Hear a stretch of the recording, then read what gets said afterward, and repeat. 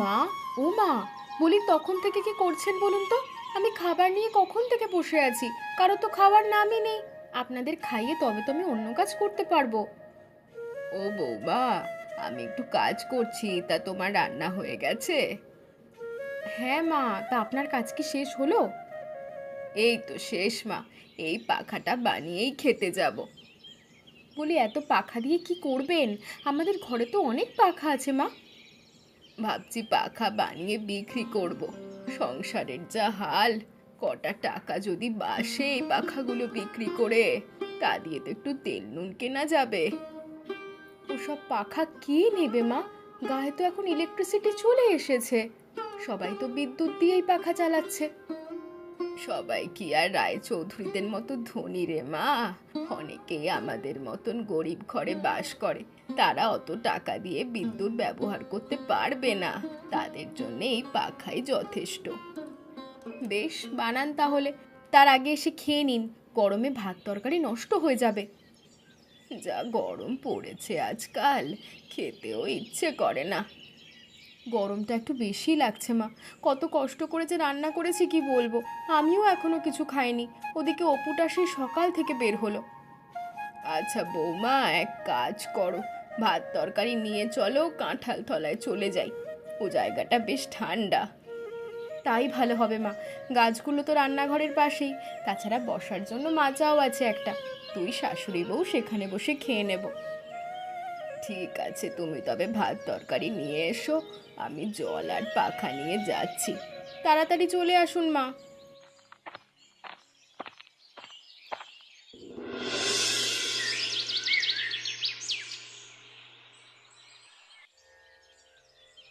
নে মা, ভাতগুলো খেয়ে নে তাড়াতাড়ি, খেয়ে একটু মাঠে যাবি, ওখান থেকে কটা ঘুটে কুড়িয়ে আনলে তা শুকিয়ে বিক্রি করা যাবে।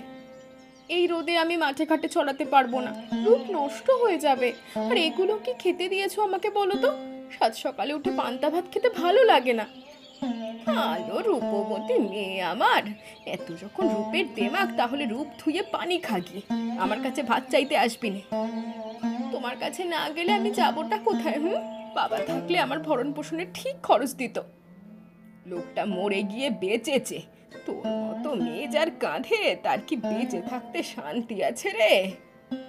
তোমার সাত কপালের ভাগ্যি যে আমার মতন মেয়ে পেয়েছো, সারাদিন কাজ করেও তোমার মন পাওয়া যায় না। বলি অন্য ঘরের বউ ঝিয়েরা কিচ্ছু করে না, পায়ের ওপর পা তুলে বসে থাকে। হ্যালো আমার কাজের মেয়ে, এতই যখন কাজ করিস তবে যা ঘুঁটেগুলো কুড়িয়ে নিয়ে আয়। তাই যাব, তোমার কাজ না করা অবধি শান্তি আছে নাকি? তার আগে ভাতগুলো খেয়ে নি। এই নে, লঙ্কাটা মিশিয়ে খা, ও বেলা ঘুঁটে শাক কুড়িয়ে তরকারি রাঁধবো, গরম ভাতের সাথে খেতে পারবি।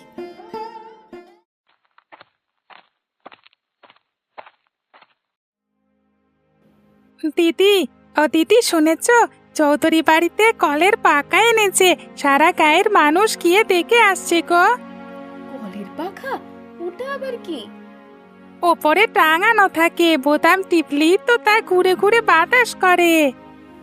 হিমা, তাহলে তো চৌধুরী গিন্নির অনেক আরাম, পাখার নিচে থেকে দিন রাত আরাম করবে, আর পাড়ার বউ ঝিয়েদের নামে বদনাম করবে, কষ্ট করে তাকে আর পাখা ঘুরাতে হবে না। ও মা, ঘুটে কুড়িয়ে ওই বেলা চৌধুরীদের বাড়িতে যাব, তুমি সেগুলো রোদে দিও। কেন রে, ওই বাড়িতে আবার কেন? কলের পাকা দেখতে, তাছাড়া আর কি। ধুর ছাই, ওসব দেখতে যাব না। চৌধুরী গিন্নি বলেছিল মাথায় বড্ড উকুন হয়েছে, সেগুলো এনে তেল দিয়ে দিতে, তাই আজকে গিয়ে দিয়ে আসি। বেশ, যাস খন, তবে বাড়ির কাজগুলো শেষ করে তবেই যাবি। ও নিয়ে তুমি ভেবো না, ও কাজ আমি এক্ষুনি করে ফেলবো।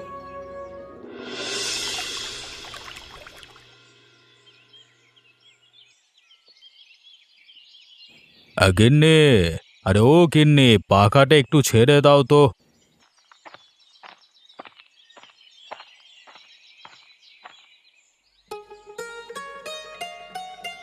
বলি সারাদিন ওটা চালালে কত টাকার বিদ্যুৎ খরচ হবে জানো? একটু তো বাইরে গিয়েও বুঝতে পারো। এরকম আরামদায়ক বস্তু থাকতে বাইরে গিয়ে ঘুরবো কেন? আর আমার কি টাকার অভাব হয়েছে যে বিদ্যুতের খরচ যোগাতে পারবো না? তোমার কিপটেমির স্বভাব ছাড়ো গিন্নি, বুঝলে? বেশ, তোমার যখন এতই টাকার গরম, নাও পাখার বাতাসকে ঠান্ডা হও, আমি আর কিচ্ছুটি বলবো না তো।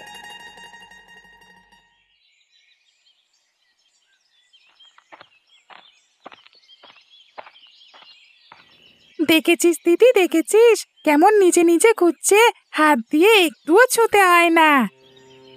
হ্যাঁ রে, বাতাসটা অনেক ঠান্ডা, কুয়োর জলকেও হার মানাবে। সে কি, তোরা কারা? এখানে এসেছিস কেন? আমরা পূর্ব পাড়া থেকে এসেছি। তুমি না ওদিন বলেছিলে মাথায় তেল দিয়ে দিতে? এখন তেল দেওয়ার সময়? সারা বাড়ির কাজ করে কুল পাচ্ছি না, আবার তেল দেব? তোরা বাড়ি ফিরে যা, অন্য বাড়িতে তেল দে গিয়ে। তাহলে কিছুক্ষণ বসি, একটু বাতাস খেয়ে যাই। ও, এই জন্য এসেছিস তোরা? তেল দেওয়ার নামে মিথ্যে কথা। আহা গিন্নি, এমন করছো কেন? গরমের দিনে ছেলে মেয়েগুলো একটু পাখার বাতাসই তো খাবে, আর ওদের সাথে এমন করো না তো। তুমি চুপ করো। এই বিচ্ছুগুলোকে আমি হাড়ে হাড়ে চিনি। ওদের একবার বাড়িতে ঢোকালে না, কিচ্ছুটি রাখবে না, সব পাচার করে দেবে। না না গিন্নিমা, আমরা কিচ্ছুটি নেব না, শুধু একটু বাতাস খেয়েই চলে যাব। আমাদের তো আর তোমাদের মতো টাকা নেই যে কলের পাখা কিনবো। না রে মেয়ে, এখানে আবদার করে লাভ হবে না। এক্ষুনি বিদায় হও, নালে ঘাড় ধরে বের করে দেবো। চলো দিদি, এখানে থেকে আর কাজ নেই, আমরা বাড়ি ফিরে যাই। ওরা সত্যি সত্যি গলা ধাক্কা দেবে না হলে। তাই চলো অপু, আমাদের হাত ফাঁকাই ভালো। এসব পাখা আর ভালো লাগে না, উপরে পড়লে চৌধুরী গিন্নির মাথা ফাটবে। ওদের সাথে এমনটি না করলেও পারতে গিন্নি, ছেলে মেয়েগুলো বড় কষ্ট পেয়েছে মনে। গরিবের বোন না বরফের থেকেও শক্ত, ওসব কথায় ওদের কিচ্ছু যায় আসে না।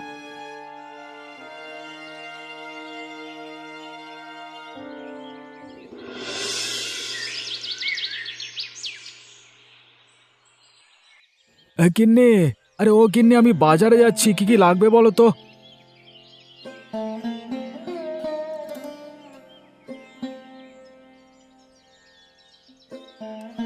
চাল ডাল সব লাগবে, আর একটু চিনিও নিয়ে এসো। যা গরম পড়েছে, চিনি নুন দিয়ে একটু লেবু শরবত করব। আরে হাতে টাকাই তো নাই, এত কিছু আনবো কি করে?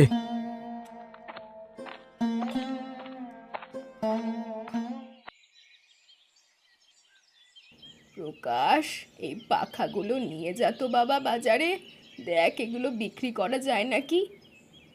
ওসব পাখা কে নেবে মা? এখন কি আর সেই যুগ আছে? খুব আছে, এই গরমে পাখা ছাড়া উপায় আছে? তুই নিয়ে যা, দেখবি হুড়হুড় করে বিক্রি হবে। মা ঠিকই বলেছে, এই গরমে পাখার খুব চাহিদা। আর সবাই তো মায়ের মতো সুন্দর করে পাখা বানাতে পারে না। এসব ফুল পাখি আঁকা জিনিস সবার পছন্দ হবে। বেশ বেশ, তোমরা যখন বলছো আমি নিয়ে যাচ্ছি, তবে বিক্রি না হলে আর ও জিনিস আমায় নিয়ে যেতে পারবে না। সব বিক্রি হয়ে যাবে। এই নে বাবা, ভালো করে ধরিস, পাছে পাখাগুলো ভেঙে যাবে।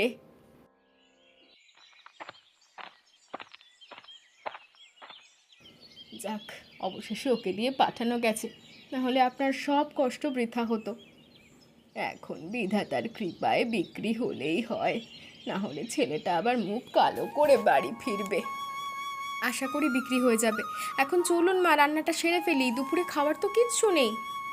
তাই চলো বৌমা, প্রকাশ আস্তে আস্তে সব রান্না শেষ করে ফেলি।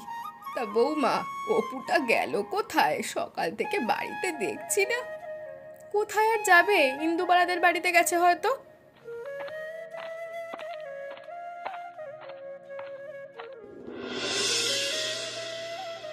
ওই তো এসেছে। কিরে দাদু ভাই, কোথায় ছিলি এতক্ষণ?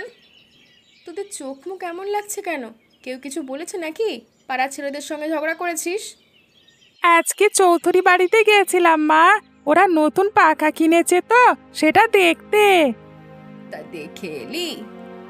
তার হলো কই, চৌধুরী গিন্নির যা মুখ, একটু দাঁড়াতেই পারলাম না ওনার জন্য। বলে কিনা আমরা ও ঘরের জিনিস চুরি করে নিয়ে যাব। ছি ছি ছি ছি, ছোট বাচ্চাদের সাথে এমন করতে আছে। ওই চৌধুরী গিন্নির বয়স বাড়লেও বুঝতে পারিনি। আর যাস নে ওদের বাড়ি, ওরা ভালো নয়, গিয়ে শুধু মন খারাপ হবে।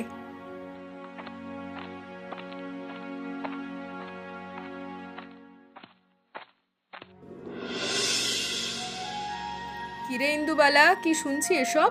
তোরা নাকি রায়গিন্নির সঙ্গে ঝগড়া করেছিস? সে কি মা, এ কথা তোমায় কে বললো? রায়গিন্নি তো রাষ্ট্র করে বেড়াচ্ছে, আমাকে মিনুর মা ডেকে বলল। না গো কাকিমা, আমরা ঝগড়া করিনি, উল্টো গিন্নিমা আমাদের তাড়িয়ে দিয়েছে। তাই তো বলি, অমন সোনার টুকরো ছেলে মেয়েগুলো ঝগড়া করবে কেন? কিন্তু রায়গিন্নি ওদের নামে এসব ছড়াচ্ছে কেন? পাড়ার মানুষ কি ভাববে বলো তো? ওই বুড়ির তো স্বভাবই অমন, কিছু হলে সবাইকে বলে বেড়াবে। আজ ঘাটে আসুক না, মুখে একবারে ঝামা ঘষে দেব। থাক বউ, তোর আর কিছু বলতে হবে না, অমন মুখ ওরা মানুষের সাথে পেরে উঠবি না। ওই বুড়িকে তো চেনো না খুড়ি, আশকারা দিলে মাথায় উঠবে, তার আগেই ওর মুখ বন্ধ করতে হবে। সে তুমি যা ইচ্ছে করো, আমি আমার বাচ্চাকে আর ও বাড়িতে যেতে দেবো না। আয় অপু, ঘরে আয়, তুই আর ও বাড়িতে যাবি না বলে দিলাম। চল রে ইন্দু, আমাদেরও বাড়ি যেতে হবে, আকাশের অবস্থা ভালো নেই, যে কোনো সময় বৃষ্টি আসবে। হ্যাঁ মা চলো, শুকনো ঘুঁটেগুলো তুলতে হবে। বৌমা, ও বৌমা, কোথায় গেলে? দেখে যাও তো একটিবার।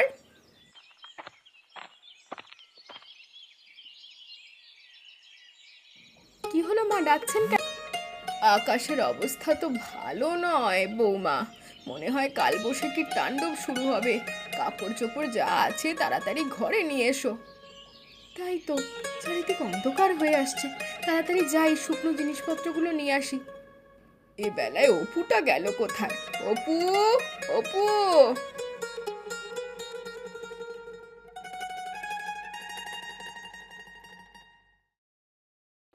এই তো ঠাকুমা, আমি এখানে আম বাগানে গিয়েছিলাম আম কুড়াতে। এই ঝড়ে কোথাও যাস নে বাছা, দেখছিস না চারিদিক কেমন অন্ধকার হয়ে আছে। ও বউ, প্রকাশ তো এখনো এলো না, এদিকে ঘরটার অবস্থাও তো ভালো নয়, ঝড়ে যদি ভেঙে যায়। আমি কতবার বললাম খুঁটিগুলো পাল্টে দিতে, তাহলে একটু তো শক্ত হতো। ওই তো প্রকাশ আসছে।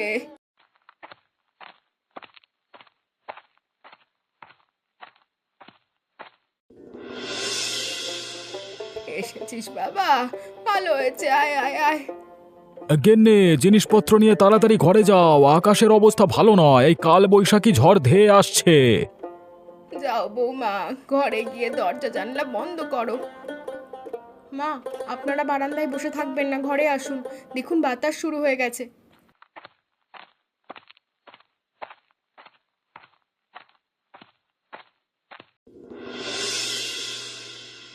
অপু, অপু, চল বাগানে যাই, ঝড়ে আম পড়েছে। ওরে হতভাগী, বলে কি? এই ঝড়ে আম বাগানে যাবি? ঘরে আয়, বাজ পড়লে পুড়ে মরবি পোড়ামুখী।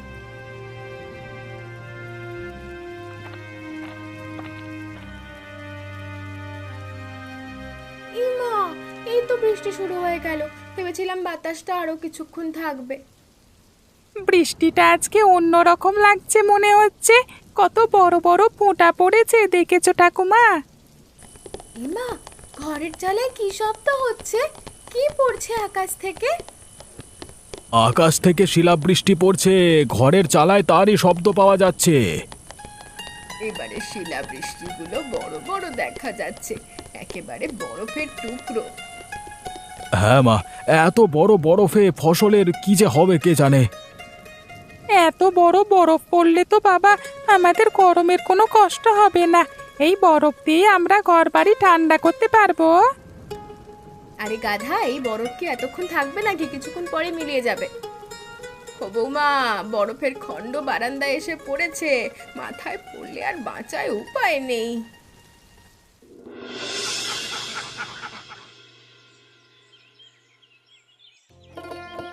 হ্যাঁ রে দিদি, কালকে অনেক মজা হয়েছিল রে, এমন বরফ বৃষ্টি আগে কখনো আমরা দেখিনি, আমি অনেক বরফ খেয়েছি। রোজ এমন বৃষ্টি হলে ভালো হতো রে, তাহলে গরমটা একটু কমতো, আমরাও রোজ আইসক্রিম খেতে পারতাম। গরম কি আর কমছে বলো, সেই তো আগের মতো গরম শুরু হয়ে গেছে।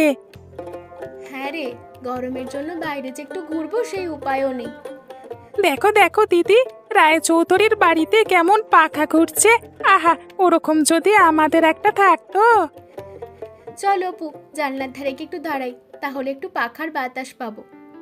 না না দিদি, মা কি বললো মনে নেই, আমি আর ও বাড়ির ত্রিসীমানেও যাব না। আরে আমরা কি ওদের বাড়িতে ঢুকছি নাকি? আমরা তো বাইরেই থাকবো, রায়গিন্নি টেরও পাবে না। বেশ বেশ চলো তবে।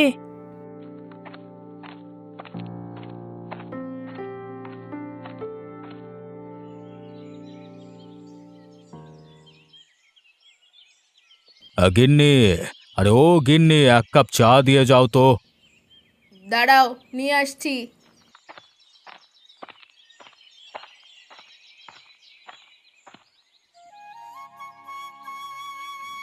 কই চা এনেছো? এনেছি বাবা, এনেছি। তোমার কি অভ্যেস বলো তো? এই গরমে কেউ চা খায়? কোথায় একটু বেলের শরবত, ডাবের জল খাবে, তা না খালি গরম গরম চা। কি করব বলো, বহুদিনের পুরনো অভ্যেস, একটু চা না হলে চলে না। না চললে আর কি করার? আগুনে পুড়ে আমায় চা বানাতে হবে রোজ রোজ? সে কি, তুমি ওদিকে যাচ্ছ কেন? বুঝোনি এখনো? ওই হতচ্ছাড়া ছেলে মেয়েগুলো আবার আমাদের বাড়িতে এসেছে। দাঁড়াও, আজ উচিত শিক্ষা দেব। আরে আরে, এ কি করছো গিন্নি? ওদের উপর চা ফেললে যে সব পুড়ে যাবে। এই যা, ফেলেই দিলে। পুড়ে গেল রে, পুড়ে গেল। আমার সারা গা পুড়ে গেল, কি যন্ত্রণা হচ্ছে। ও দিদি, এ কি পড়লো রে উপর থেকে? শরীর যে সব পুড়ে যাচ্ছে, কি করব এখন? তাড়াতাড়ি চল অপু, ঠান্ডা জল নামতে হবে, নাহলে গায়ে ফোসকা পড়ে যাবে। বেশ হয়েছে, বেশ হয়েছে। এবার মুলুক জলে ডুবে আমাকে আর জ্বালাতে আসবে না। কাজটা ভালো করলে না, বুঝলে? এর ফল তোমাকেও ভোগ করতে হবে। আরে আরে, আমার শরীর এমন চলছে কেন? কি হয়েছে আমার? একেই বলে ধর্মের কল বাতাসে নড়ে। বলেছিলাম না এমনটি করো না। এখন দেখো, বিধাতা তোমাকে শাস্তি দিচ্ছেন। ওগো, আমার সারা শরীর গরমে পুড়ে যাচ্ছে। তুমি তাড়াতাড়ি বৈদ্য কবিরাজ নিয়ে এসো, আমি আর সইতে পারছি না। তুমি একটু ধৈর্য ধরো গিন্নি, আমি নিবারণ কবিরাজকে নিয়ে আসি গিয়ে।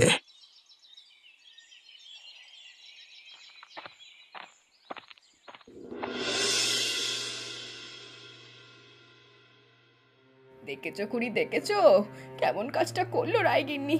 আর একটু হলে চাটা ছেলেমেয়েগুলোর চোখে মুখে পড়তো। যাক বাবা, কেবল হাত পায়ের ওপর দিয়ে গেছে, তাও বেশি পড়েনি। খুব চলছে ঠাকুমা, আর সহ্য করতে পারছি না। কেন গিয়েছিলি ওখানে? আমি কতবার না করেছিলাম যেতে। কি করব বলো, এই গরমে ভেবেছিলাম একটু বাতাস খাবো, কিন্তু এই বুড়িটা এমন করবে কে জানতো। এই গরমে তোদের খুব কষ্ট হচ্ছে বুঝতে পারছি, কিন্তু কি করব বল, আমাদের হাতে যে কোনো উপায় নেই। একটু বরফ হলে তা মাখলে তোদের আরাম হতো রে। ওমা, দেখতে দেখতে আবার বৃষ্টি পড়তে শুরু করলো। আজকের বৃষ্টিটাও দেখছি অন্য রকম, কত বড় বড় ফোঁটা। ওমা মা, দেখো আজকেও বরফ পড়ছে। যাক বাবা, তাহলে বিধাতা তোদের উপর মুখ তুলে চেয়েছেন। এখন যত খুশি বরফ নিতে পারবি। আচ্ছা মা, এই বরফ সংগ্রহ করে কি রাখা যায় না? তাহলে দিনের বেলায় সেগুলো দিয়ে শীতল হতে পারতাম। হ্যাঁ রে প্রকাশ, তুই তো বরফ কোলে একসময় কাজ করতিস। কোনোভাবে কি বরফ সংগ্রহ করা যায় না? একটা উপায় আছে, কিন্তু সেজন্য একটা লোহার সিন্দুক আর কিছু পুরানো কাপড় লাগবে। লোহার সিন্দুক তো আমার একটা আছে, তা দিয়ে হবে না? আমার বিয়ের সময় একটা ট্রাঙ্ক দিয়েছিল, তাও কাজে লাগাতে পারো ঠাকুরপো। তাহলে তাই নিয়ে এসো। প্রথমে আমাদের ঠান্ডা জলে কিছু কাঁথা এবং পুরনো কাপড় চোপড় ভেজাতে হবে, পরে সিন্দুকে বরফ রেখে সেগুলো দিয়ে ঢেকে দিতে হবে। তাহলে চলো বাবা, আমরা এক্ষুনি কাজ শুরু করে দিই। এই উঠোনে বরফ জমতে শুরু করেছে।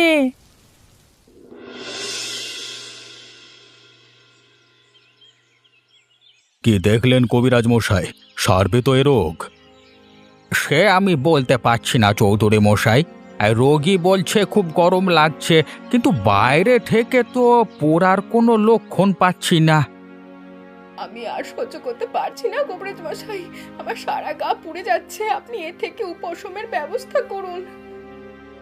একটা উপায় আছে, যদি বরফ এনে এনার শরীরে মাখানো যায় তবে কিছুটা আরাম হবে। এখন বরফ কোথায় পাবো? সন্ধ্যায় যে শিলাবৃষ্টি হয় তা তো সাথে সাথেই গলে যায়। শুনেছি প্রকাশ বরফ সংগ্রহের একটা পদ্ধতি বের করেছে, তার কাছে সব সময় বরফ পাবে। প্রকাশের কাছ থেকে বরফ আনতে হবে। যার সন্তানকে আমার গিন্নি গরম জলে ঝলসে দিয়েছিল তার কাছে যাব আমি। এছাড়া তো আর কোনো উপায় দেখছি না। শহরে বরফ তৈরি হয়, কিন্তু তা আনতে আনতে গলে যাবে। ওগো, তুমি প্রকাশের কাছে যাও, গিয়ে বলো আমি ক্ষমা চেয়েছি, ওরা যেন আমায় ক্ষমা করে দেয়। বেশ, তুমি যখন বলছো আমি যাচ্ছি।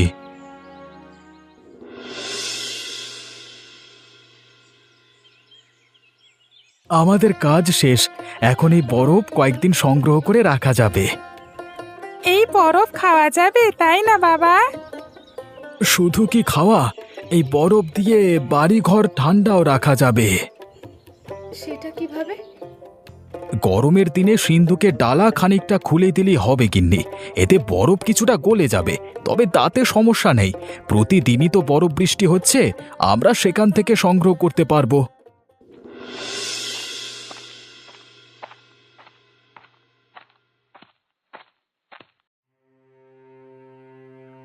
প্রকাশ, ওহে প্রকাশ, ঘরে আছো?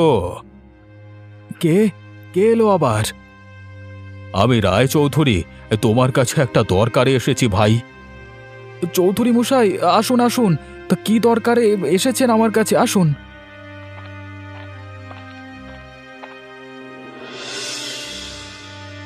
আমার গিন্নির কৃতকর্মের জন্য প্রথমে তোমাদের কাছে ক্ষমা চেয়ে নিচ্ছি।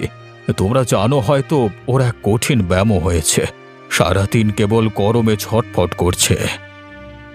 একেবারে উচিত শিক্ষা হয়েছে।